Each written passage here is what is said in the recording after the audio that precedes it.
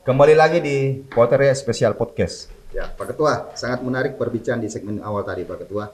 Pak Ketua bebas tes masuk kampus Unhas, berjalan kuliah prosesnya, Pak Ketua jadi aktivis. Apakah ini takdir politik atau sudah memang direncanakan sejak semula, Pak Ketua? Kalau direncanakan, tidak pernah direncanakan. Tetapi kalau aktif di organisasi, ya itu hobi, Pak. Apa-apa saja, Pak? Organisasi yang pernah Ya, digeluti? saya terbiasa di badan eksekutif mahasiswa Fakultas Hukum, ya, lembaga Sering itu internal. jalan? Ya pasti, minimal pintu 2 Unhas. Pintu Unhas ditutup Kalau ya, Pak ada Ketua, ya? kebijakan naik Iya. BBM dulu kan. Iya, ya, iya. kita Itu tahun tetap berapa jalan. itu, Pak Ketua? Jadi kami ini aktivis 2000-an, Pak. Awal 2000-an Ya, ya, Pak Ketua? 2002-an ke atas pasti. Yang namanya aktivis 2000-an itu aktivis penikmat sebenarnya, Pak. Ya. Kenapa? Karena yang berjuang aktivis 98. 98. Yang membuangkan Orde Baru, kita ini penikmat perjuangan 98 sebenarnya. Tetapi bukan berarti tanda petik kita menikmati, tidak seperti itu. Penikmat dalam arti perjuangan kita agak lebih mudah dibanding aktivis 98. Karena kita semakin terbuka demokrasi, kebebasan sudah berubah tidak seperti 98 sebelumnya. Di atas 98 kebebasan dibuka, kebebasan berpendapat di era Presiden Habibie. Jadi kita enak lah. Makanya setiap ada kebijakan negara yang merugikan, dianggap tidak berpihak kepada rakyat, ya tutup jalan kita. Akrab dengan megafon ya, Pak Ketua, ya? Ya pasti, Pak. Bau asap, Itu ban yang bekas ya, Pak itu Ketua, ya? yang membuat kita bisa pidato di mana-mana. Itu sama dengan latihan sebenarnya juga.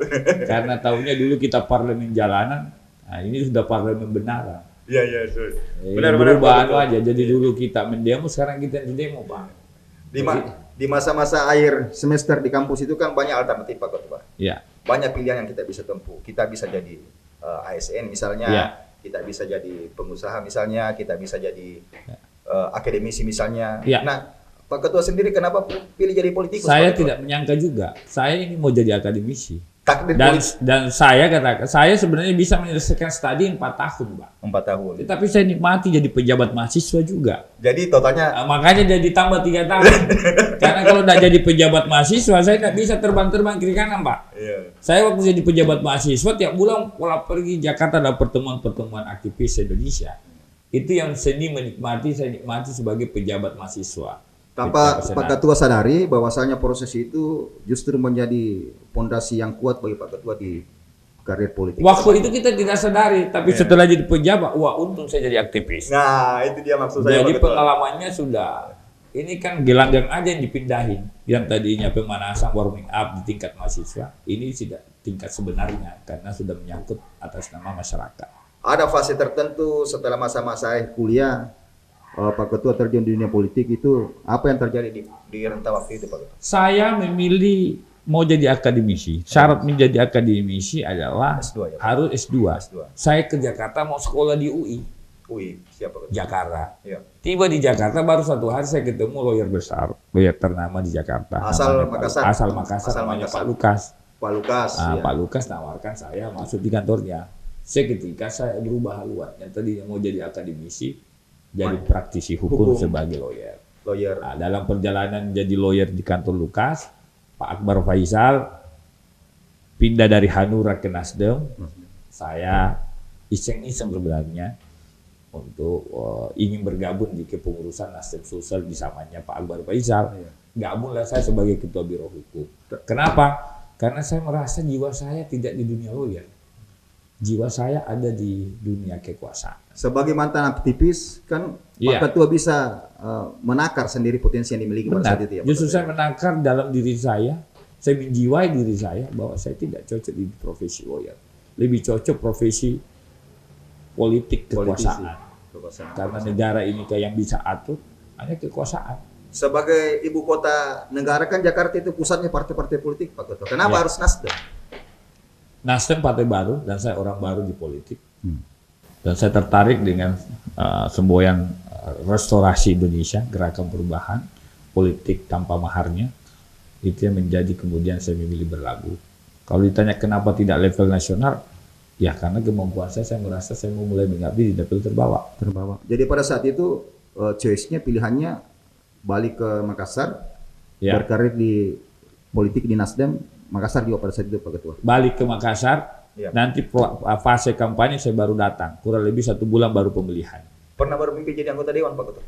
Ya pasti kita rencanakan waktu masih aktivis mahasiswa pengen juga. Saya kan waktu mahasiswa ketemu senior-senior, kalau ada kegiatan juga kita datangi pejabat-pejabat. Setiap saya ke kantor DPR, saya juga bercita-cita. Suatu waktu saya duduk di sini juga. Apa yang menjadi daya tarik tersendiri Pak Ketua dari proses berinteraksi dengan anggota legislatif pada saat Pak Ketua masih jadi mahasiswa pada saat? Apa yang menjadi? Yang namanya wakil rakyat. Kita waktu itu mahasiswa dalam proses pencarian jati diri dalam diri kita. Lalu dalam setiap kegiatan kita butuh sumbangan, support dan segala macam. Tentu kita mendatangi senior kita kan. Entah itu senior kita yang berlatar belakang sama, kampus, fakultas. Dan mereka kan tersebar di instansi-instansi. Ada yang di DPR, ada yang di Pemda, ada di pengadilan, ada di kepolisian, ada di kejaksaan. Justru hubungan-hubungan itulah kemudian yang membawa kita keluar. Sehingga kita berjejaring jadinya. Jadi itu yang mensyukuri saya memulai karir sebagai aktivis. Dengan seperti itu saya bisa kenal banyak alumni-alumni hebat Fakultas Hukum. Ada misalkan dulu Ketua Mahkamah Agung, Hakim Agung, Menteri Hukum dan HAM. Saya, Pak Andi Matalata. Semua saya bisa akses Pak. Waktu menjadi pejabat mahasiswa. Berapa tahun tiba di Makassar, kembali ke Makassar, Pak Ketua berpikir untuk saya mau maju deh di kurang lebih 5 tahun di Jakarta. Kurang lebih 5 tahun di Jakarta. Balik ke Makassar. Butuh waktu berapa lama Pak Ketua di Makassar? Makassar saya hanya kampanye 1 bulan, alhamdulillah terpilih. 1 bulan, alhamdulillah terpilih.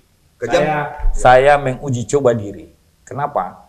Karena setiap pemilihan di kampus, yang notabene saya punya tafsir bahwa mahasiswa itu adalah pemilih cerdas. Dan pemilihan bagi saya adalah seni mempengaruhi. Seni mempengaruhi orang, untuk orang itu ikut sama kita. Kan begitu kan? Dan alhamdulillah selama saya di Fakultas Hukum, kalau bukan di fakultas, selama saya di Fakultas Hukum, alhamdulillah selalu menang pada Ketua BEM, Ketua Senat. Jadi di tahun berapa itu Pak Ketua? Terpilih awal sebagai ketika 2004 sampai 2004, 2005, 2006, 2007, 2008. Proses pemilihan legislatif itu Pak Ketua? 2009. 2009 mulai? Iya. Kejam tidak prosesnya Pak Ketua? Ya, saya kebetulan karena jejaring bagus, berteman dengan penyelenggara, saya katakan, kalau kau jamin penyelenggaraan pemilu ini jujur, adil, jurdil, dan tidak ada kecurangan, saya maju. Betul saja, alhamdulillah, tidak ada kecurangan. Tetapi upaya untuk curang kan banyak pasti kan. Segala cara dipakai lawan politik. Tapi alhamdulillah, penyelenggaranya punya integritas, alhamdulillah. Saya ibaratkan ini Pak Ketua ini mutiara yang terpendam. Rugi besar ada di aktivis Pak Ketua kalau dia tidak luangkan waktunya berdiskusi dengan kita. Karena pengalaman-pengalaman hidup zero to hero Pak Ketua. Itu dari nol menjadi pahlawan ini Pak Ketua, ini yang kita berlebihan. Ya buat tidak juga Pak Ketua. Tidak berlebihan sebenarnya Pak Ketua, karena rentetan sejarah perjalanan hidupnya itu Pak Ketua banyak orang tidak tahu Pak Ketua. Dia lihat enaknya saja Pak Rudianto Lalu sekarang sudah jadi ketua DPRD. Dia tidak lihat prosesnya untuk jadi ketua DPRD itu seperti apa.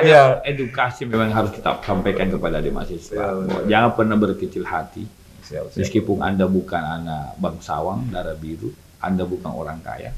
Semua orang punya potensi untuk menjadi pemimpin. Dan saya yakin Pak Ketua, karakter Pak Ketua ini tidak bisa stagnan di satu posisi. Ya. Pak Ketua punya banyak mimpi-mimpi indah ke depannya Pak Ketua. Saya tipikal orang yang tidak suka di zona nyaman. Ya, itu maksud saya Pak Ketua.